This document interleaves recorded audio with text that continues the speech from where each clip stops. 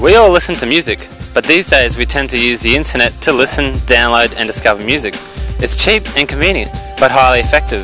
In fact, a lot of artists have their own MySpace page or sell their music on iTunes, which they say is more successful than getting a record deal. But the internet can also be used to download music illegally, so we asked the public about this just to see how much of an issue it actually is. There's kind of pros and cons. Like the pros would be that you'd get a lot more exposure for the artists and for the music, but then the cons would be that it's a lot easier to pick it up for free and then the musicians don't get money, but then they might get it other ways through the extra exposure. If I like a song, I'll look it up on YouTube, but I don't really buy any songs, I just listen to the radio. Okay, I think that the internet is, you just have to face that now the internet is available to everyone and that artists are going to have to make money through other means rather than CD sales. I look at, I think it's a great place for young people to experiment and sort of put their creative talents out there, you know. So I think it's a great avenue.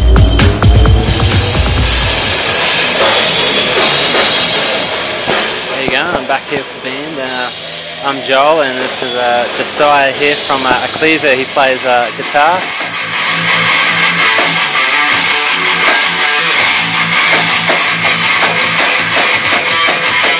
How are you going?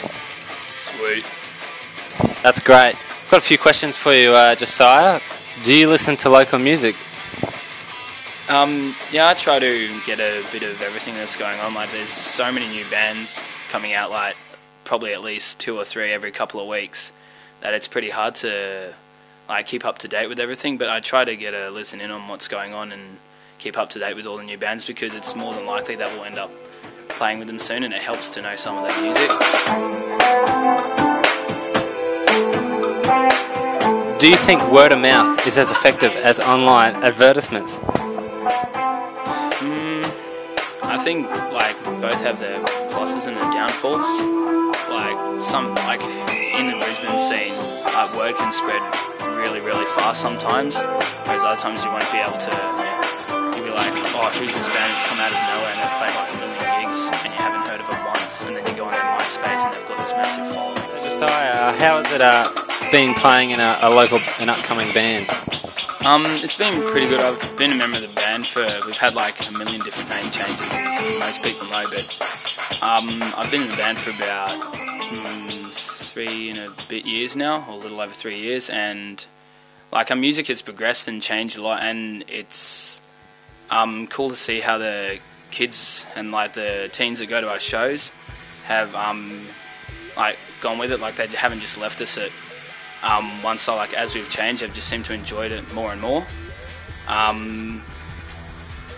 know it's grown me a lot. I think pretty sure I would have grown the other band members as well, because it's definitely a life-changing experience and not something that many people get to do, like do what we do. So yeah, it's pretty sweet. In 2008, 95% of music downloaded was done illegally. Doesn't this indicate a grim music? I think that's like hard to say, because it seems that as that grows, more and more bands come out, like more and more merch is sold, more and more CDs are sold. Like you've got things like iTunes, where it's cheaper now to buy a CD online and download the album art than it is to go in a store and like pay for a store cut as well, kind of thing, where it's like you could say a band like Creations, their EP is like $15, whereas in a store if you bought it, it'd be like 20 or 25. So I think it like counteracts itself.